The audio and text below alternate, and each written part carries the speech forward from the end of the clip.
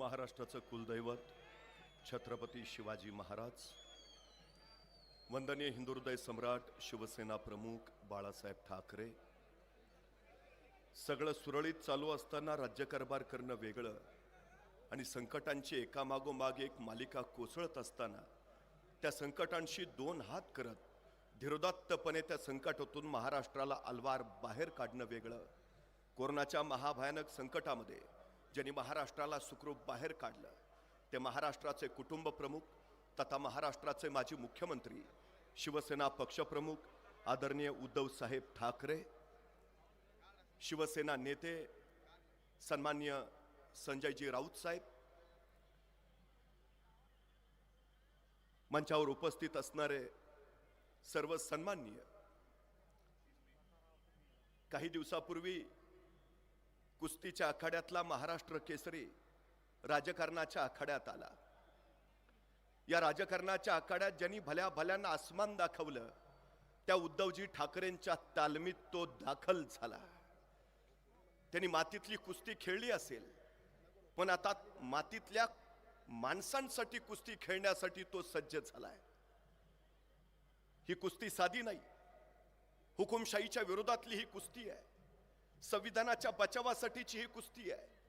गेली 10 वर्षांनी वळ पोकळ आश्वासनं आणि जाहिराती याच्याशिवाय सर्वसामान्य माणसाच्या हाताला काही पडलं नाही.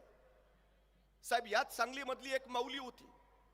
कोरोनाच्या काळामध्ये तिनं आपल्यासाठी त्या शिवभोजन केंद्राच्या प्रमुखाला निरोप दिला की आवर्जून साहेबांना सांगा, या कोरोनाच्या काळात मी कधीच मेले असते, पण निवळ उद्धवजी ठाकरे साहेब मुख्यमंत्री होते म्हणून मी जगले. मी गेल्यानंतर उद्धवजींना माझा एवढा निरोप द्या. असंख्यांच्या आयुष्याला आकार देणारं नेतृत्व उद्धवजी ठाकरे कुटुंब प्रमुख म्हणून महाराष्ट्रामध्ये खऱ्या अर्थानं लोकप्रिय झाले. जी जी सर्वेक्षणं झाली त्या सर्वेक्षणामध्ये पहिल्या 5 मध्ये मुख्यमंत्री उद्धवजी ठाकरे राहिले. खरं तर त्यांनी मुख्यमंत्री म्हणून पहिला निर्णय घेतला तो शिवप्रभूंच्या रायगडाला निधी देण्याचा, आणि दुसरा निर्णय घेतला तो महाराष्ट्रातल्या शेतकऱ्यांची कर्जमुक्ती करण्याचा, 7/12 कोरा करण्याचा. जे नियमित कर्ज भरतायत त्यांना 50,000 अनुदान देण्याचा. साहेब, तुमच्या काळामध्ये शेतकऱ्यांना विमा मिळत होता, पण दुर्दैवानं आत्ताची परिस्थिती वेगळी आहे. परवा काही शेतकरी SP ऑफिसला गेले आणि त्यांनी सांगितलं आम्हाला पीक विमा मिळालाय, पण पीक विम्याचे पैसे घरी नेण्यासाठी आम्हाला पोलीस संरक्षण हवंय. SP ने विचारलं किती विमा मिळाला, आणि शेतकरी म्हणाले 28 रुपये. शेतकऱ्यांची चेष्टा चाललेली आहे. 1,38,000 कोटींचं खाद्यतेल आयात केलं गेलं, 165 टन खाद्यतेल आयात केलं, आणि शेतकऱ्याच्या सोयाबीनचा दर पाडला गेला. हे सरकार शेतकऱ्यांच्या विरोधात आहे. ही सगळ्यात मोठी वस्तुस्थिती आहे. उद्धवजी ठाकरे मुख्यमंत्री होते, सोयाबीनचा दर 11,000 रुपये होता. तीच परिस्थिती आहे शिक्षणाची आहे, तीच परिस्थिती आज तरुणांच्या रोजगाराची आहे. 42% तरुण आज बेरोजगार आहेत. ही सगळ्यात मोठी वस्तुस्थिती आहे. म्हणजे परवा पोलीस भरती निघाली, 6,000 जागा, अर्जाले 7,23,000. विभागातल्या भरत्या जाहीर झाल्या, जागा होत्या 35,000 आणि अर्ज झाले 23,00,000. एकूण सगळी परिस्थितीच अंधकारमय करून टाकली.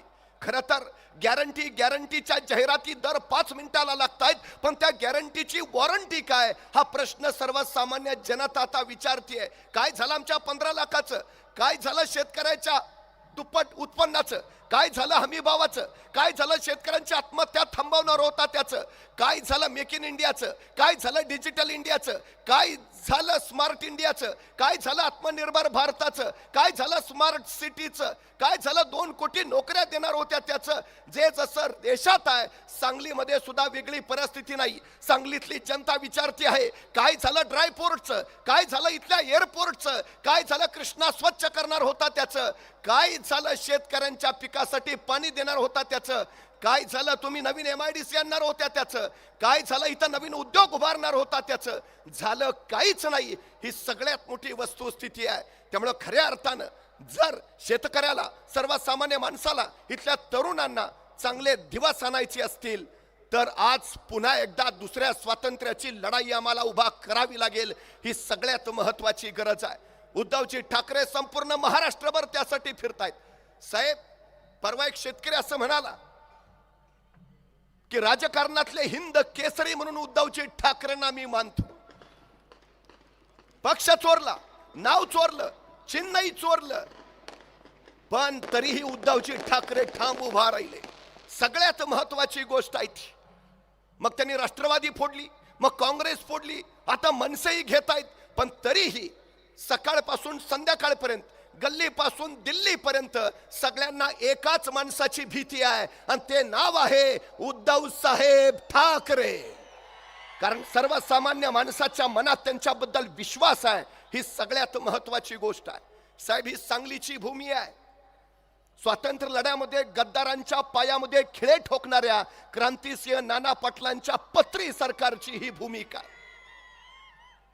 इंग्रजांच्या विरोधात तुरुंग फोडून बाहेर पडणाऱ्या क्रांतीवीर नागनाथांना नाईकवडींची, वसंतदादा पाटलांची ही भूमी आहे. जी.डी. बापू लाडांची ही भूमी आहे. माझी मैना गावाकडे राहिली, माझ्या जीवाची होती एकायली, अशी संयुक्त महाराष्ट्रामध्ये छकडी लिहिणाऱ्या अण्णाभाऊ साठेंची ही भूमिका आहे. ही विष्णुदास भावेंची भूमी आहे. ही चिंतामणराव पटवर्धनांची भूमी आहे. कृषी औद्योगिक रचनेचा पाया महाराष्ट्राला घालून देणाऱ्या यशवंतराव चव्हाणांची ही भूमी आहे. सहकार क्षेत्र विस्तारणाऱ्या राजाराम बापू पाटलांची ही भूमिका आहे. शिक्षण क्षेत्रात क्रांती करणाऱ्या डॉक्टर पतंगराव कदमांची ही भूमी आहे. यांनी महाराष्ट्र घडवला. साहेब, त्या भूमीमध्ये नव्या परिवर्तनाचं रणशिंग फुंकण्यासाठी आज आपण इथं आहात. ही सगळी जनता क्रांतीच्या पाठीशी उभा राहणारी आहे. ही सगळी जनता क्रांतीसाठी उड्या घेणारी आहे. आपण साहेब आदेश द्या, सांगलीच्या माथ्यावर आपल्याला भगवाच फडकताना दिसेल, असा शब्द सांगली शिवसेनेच्या बाजूने आपल्याला देतो. आपलं पुन्हा एकदा या सांगली भूमीत स्वागत करतो आणि आपल्या सगळ्यांची रजा घेतो. धन्यवाद. धन्यवाद.